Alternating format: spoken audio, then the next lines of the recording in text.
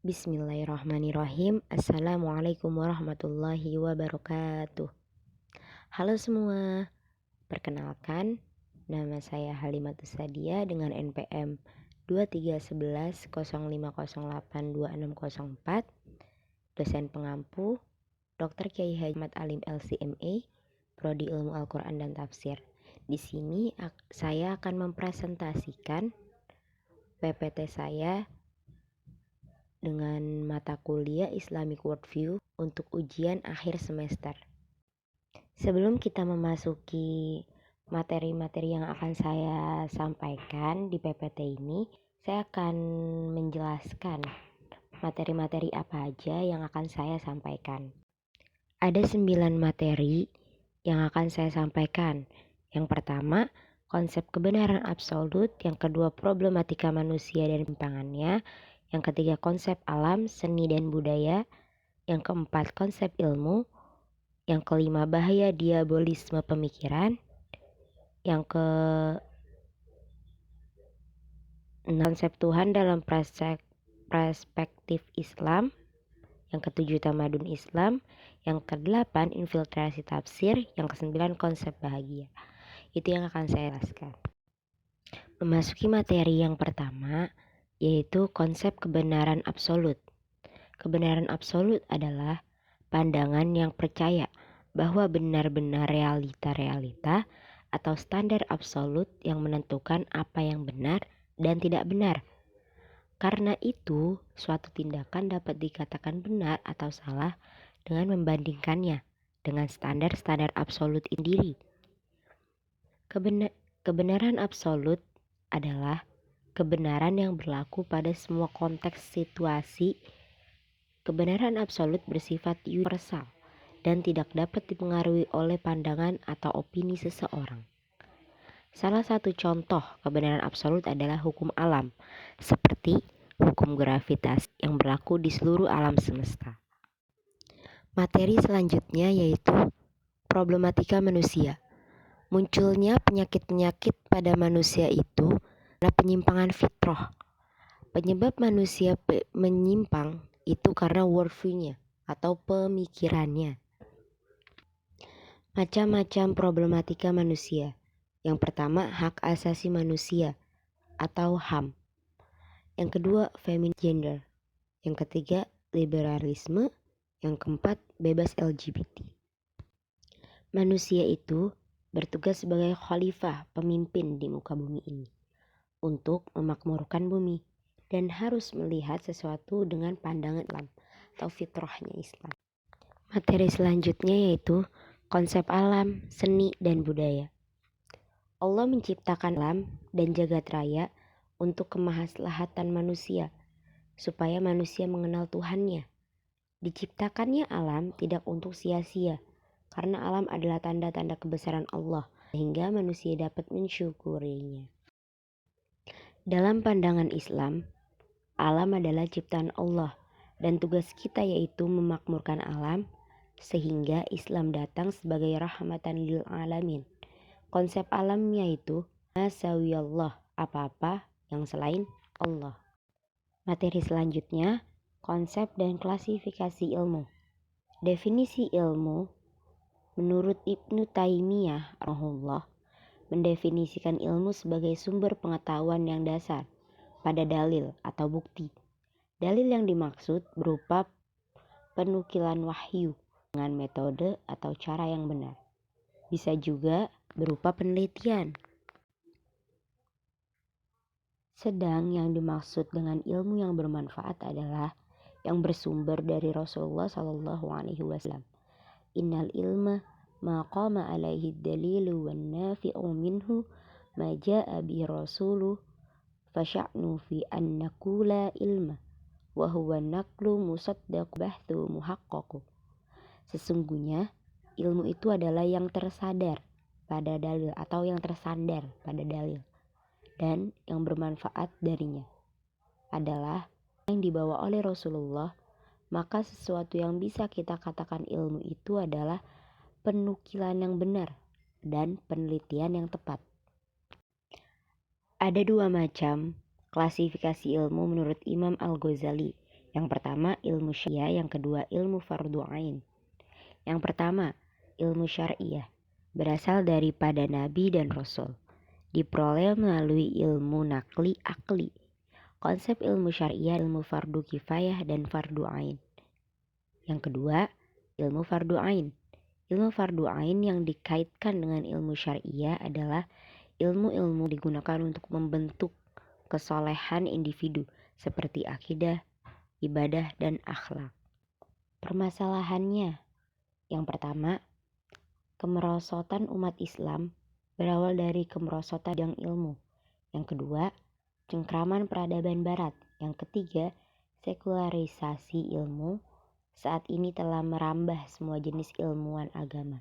Yang keempat, orientasi dalam mencari ilmu. Yang kelima, kebingungan dan kekeliruan dalam hal ilmu. Yang keenam, menurut Al-Altas, akibat dari kebingungan kekacauan terhadap ilmu akan menghasilkan kerusakan dan hilangnya terhadap apa yang akan memunculkan pemimpin yang rusak dan palsu. Bab selanjutnya, bahaya diabolisme pemikiran. Mengetahui konsep diabolisme penting dalam kehidupan. Dengannya, kita dapat mengenal watak maupun sifat pengikut jejak syaitan sebagai pelajaran untuk tidak ditiru melainkan diambil ibrahnya.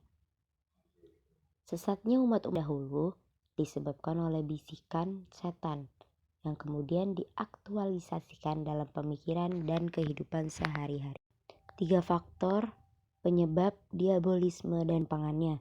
Yang pertama, syubhat. Yang kedua, syahwat. Yang ketiga, mengikuti syaitan. Yang pertama, syubhat merupakan bentuk kesamaran yang ditiupkan oleh setan ke dalam manusia agar mereka senantiasa berada dalam keraguan. Yang kedua, syahwat merupakan insting fitrah yang dengannya jiwa menyukai dan cenderung kepada. Syahwat ini harus dikendalikan dengan syarat-syarat atau syariat-syariat Islam agar tidak terjerumus pada kemaksiatan. Yang ketiga, mengikuti syaitan. Wahai orang-orang yang beriman, janganlah kamu mengikuti langkah-langkah setan. Barang siapa mengikuti langkah-langkah setan, maka sesungguhnya dia setan menyuruh mengerjakan perbuatan yang keji munkar. Kalau bukan karena karunia Allah dan rahmatnya kepadamu, niscaya tidak seorang pun di antara kamu bersih dari perbuatan keji dan munkar itu selama-lamanya, tetapi Allah membersihkan siapa yang Dia kehendaki, dan Allah Maha mendengar, Maha mengetahui. 4 syubhat pemikiran modern. Yang pertama, syubhat orientis. Yang kedua, syubhat sekularisme. Yang ketiga, syubhat liberalisme. Yang keempat, syubhat ateisme. Materi selanjutnya, konsep Tuhan dalam perspektif Islam. Konsep Tuhan merupakan elemen terpenting dalam kehidupan. Konsep Tuhan menjelaskan tentang bahwa Allah yang Maha Pencipta, Maha mengatur rezeki, Maha mengatur urusan di seluruh alam semesta ini.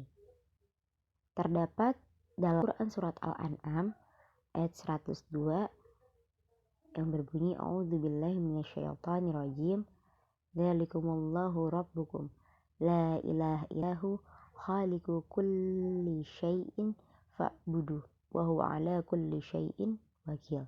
Yang artinya, itulah Allah Tuhan kamu, tidak ada Tuhan selain Dia, pencipta segala sesuatu, maka sembahlah Dia, Dialah pemelihara segala sesuatu. Shadaqallahul azim. Konsep Tuhan menurut ideologi barat adalah menganggap semua Tuhan itu sama. Konsep Tuhan menurut ideologi Islam adalah konsep tauhid atau mengesahkan Allah Subhanahu wa taala. Bab selanjutnya yaitu tamadun Islam. Tamadun Islam adalah buah dari semua konsep-konsep yang telah dipelajari. Islam selalu di puncak, tidak ada yang lebih tinggi daripada Islam. Al-Islam mahjubun bil muslimin. Islam terhalang oleh umatnya sendiri. Ada 5 yang tidak diberikan pada umat sebelumnya. Yang pertama, diberikan izah pertolongan yang mentalitasku yang kuat. Yang kedua, dijadikan bumi ini sebagai masjid yang dimanapun kalian berpijak bisa bersujud. Yang ketiga, dihalalkan ghanimah atau harta rampasan perang dalam bentuk apapun. Yang keempat, diberikan syafaat. Yang kelima, risalah Islam diberikan kepada seluruh alam atau universal. Materi selanjutnya yaitu infiltrasi dalam tafsir. Ad-dakhil merupakan penyusupan pemahaman dari luar dalam menafsirkan Al-Quran yang melenceng dimasukkan ke dalam pemahaman tafsir sehingga merusak daripada pemahaman tafsir itu sendiri. Faktor-faktor penyebab munculnya pemahaman infiltrasi dalam tafsir. Yang pertama, faktor politik dengan kekuasaan. Yang kedua, faktor eksternal yang muncul dari kajian para orientalis. Yang ketiga, fanatisme. Yang keempat, penyimpangan ideologi atau akidah. Materi terakhir yaitu konsep kebahagiaan. Hal bahagia di sini yang dimaksudkan adalah ada beberapa makna. Di dalam tafsir Imam Al-Mawardi rahimahullah, yang dimaksud al-falah atau aflah ada 5. Yang pertama as-sa'adah, yang kedua baqaul khair, yang ketiga hidrakul muttalib, yang keempat orang mukmin, yang kelima najah. Yang pertama yaitu as-sa'adah. As-sa'adah adalah bahagia. Yang kedua baqaul khair adalah tempatnya kebaikan. Selanjutnya ada hidrakul muttalib adalah terpenuhi keinginannya. Selanjutnya orang mukmin akan senantiasa menang dalam kehidupannya. Yang terakhir yaitu najah adalah orang mukmin yang ingin sukses di dunia maupun akhirat. Mungkin cukup sekian yang dapat saya sampaikan dari presentasi ini. Kurang dan lebihnya mohon maaf. Wabillahi taufiq wal hidayah wa ridha wa inayah. Syukron. Wassalamualaikum warahmatullahi wabarakatuh.